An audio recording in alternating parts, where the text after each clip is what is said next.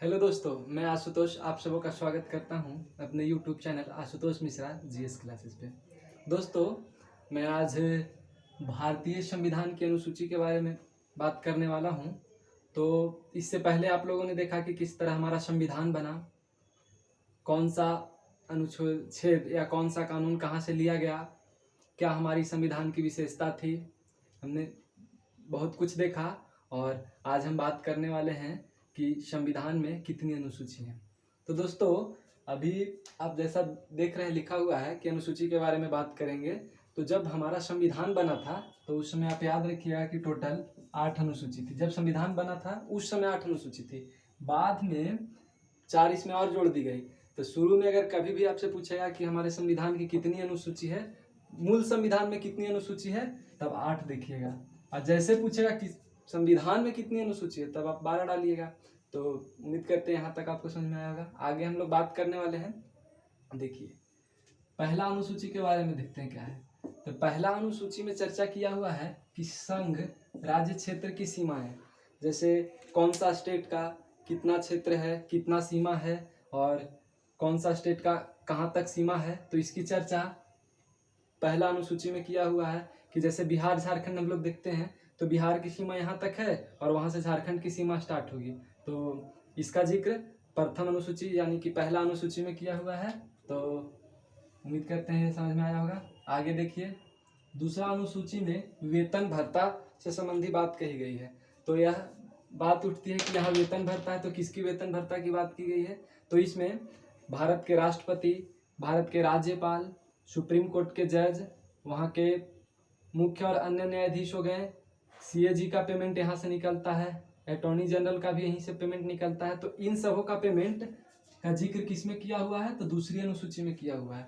तो जब भी आपसे क्वेश्चन पूछे कि भारतीय संविधान में राष्ट्रपति का पेमेंट का जिक्र किस अनुसूची में किया हुआ है, तो एकदम आंख बंद करके आपको 2 मार देना है। इसमें कोई संकोच या सोचने की बात नहीं है। आगे देखिए, तीसरा में क्या जिक्र किया गया है। तीसरी अनुसूची में शपथ की बात की गई है। अब बात उठती है कि शपथ आखिर किसकी शपथ की बात की गई है। तो यहाँ देखेंगे कि संघ के मंत्री और संसदीय सदस्य यानी कि संसद के जो सदस्य हैं उनका शपथ यही तीसरी अनुसूची में जिक्र किया है। यहाँ से आपका जितने भी संसद के सदस्य हैं वह शपथ लेंगे, राज्य मंत्री शपथ लेंगे, वहाँ के संघ मंत्री शपथ लेंगे। तो इन सबों का शपथ यानी कि शपथ का जिक्र तृतीय यानी कि तीसरा अनुसूची में किया हुआ है। तो याद रखिएगा कि हमेशा क्वेश्चन पूछता है 1 नंबर का या 2 नंबर का, हमेशा पूछता है कि भारतीय संविधान में शपथ का जिक्र किस अनुच्छेद में किया हुआ है। तो एकदम आंख बंद करके आपको मार देना है। तीसरा अनुसूची है, तीसरा अनुसूची में जिक्र किया है शपथ के बारे में। और शपथ किसका, संघ मंत्री, राज्य मंत्री और जितने भी संसदीय सदस्य हैं या संसद के सदस्य हैं, एमपी पार्लियामेंट के सदस्य हैं, उनका शपथ यहीं से लेना है उनको शपथ। तो यहाँ तक आप समझे। चौथी अनुसूची हम लोग देखेंगे राज्य, और चौथी अनुसूची में राज्य और केंद्र शासित प्रदेश में राज्यसभा की सीट। अब बात उठता है कि चौथी अनुसूची में क्या जिक्र है। तो राज्यसभा में केंद्र शासित और राज्य के कितने सीट होंगे, इसका जिक्र यही मिलता है कि कितने सीट राज्य से जाएंगे, राज्यसभा में राज्य से कितने सीट जाएंगे और केंद्र शासित से कितने सीट जाएंगे। तो इसका जिक्र चौथी अनुसूची में किया हुआ है। आगे पांचवी अनुसूची आप देखिए। पांचवी अनुसूची क्या है, तो पांचवी अनुसूची में अक्सर यह क्वेश्चन पूछता है कि आखिर किस चीज से संबंधित है। तो पांचवी अनुसूची के बारे में जाने। अनुसूचित जाति एवं जनजाति का प्रशासन एवं नियंत्रण की पांचवी अनुसूची में जिक्र है। अनुसूचित जाति एवं जनजाति का प्रशासन कैसे चलेगा, उन पे किस तरह का नियंत्रण स्थापित करना, उन्हें क्या मिलना चाहिए, नहीं मिलना चाहिए, सब पूरा जिक्र यही 5वां में किया हुआ है। और जस्ट आप अगर जोड़ के पढ़ना चाहें तो छठा भी इसी से संबंधित है। तो यह दोनों आप लोग जोड़ के आप लोग पढ़ सकते हैं। छठा में क्या है, जनजाति प्रशासन। अब उसमें भी है कि जनजाति प्रशासन सिर्फ कुछ ही राज्य के का जिक्र किया गया है छठी अनुसूची में। तो छठी में अनुसूची में जो जनजाति प्रशासन का जिक्र है वह असम के लिए है, मेघालय के लिए, त्रिपुरा और मिजोरम, इन 4 स्टेट के लिए है। तो आपसे कभी भी क्वेश्चन पूछे तो ये नहीं मार दीजिएगा कि 5वां मार दे रहे हैं। तो जब भी असम, त्रिपुरा, मिजोरम और मेघालय से क्वेश्चन आवे तो छठा मारिएगा, और आप रिलेट करके यह दोनों को पढ़ सकते हैं कि पांचवा और छठा कहीं ना कहीं एक दूसरे से मिलते जुलते हैं। ठीक है, उम्मीद करते हैं यहाँ तक आपको समझ आया हो। आगे सातवीं अनुसूची का जिक्र करते हैं। तो सातवीं अनुसूची में क्या है कि संघ सूची, राज्य सूची और समवर्ती सूची, ये तीनों सूची सातवीं अनुसूची में आता है। तो इसमें कितना है, संघ सूची में आपका पहले 97 था, एक सेकेंड रुकिएगा, संघ सूची में पहले 97 था, वर्तमान में 100 हो गया है। ठीक है, संघ सूची में पहले 97 थे, 97 आते थे और अब 100 होते हैं।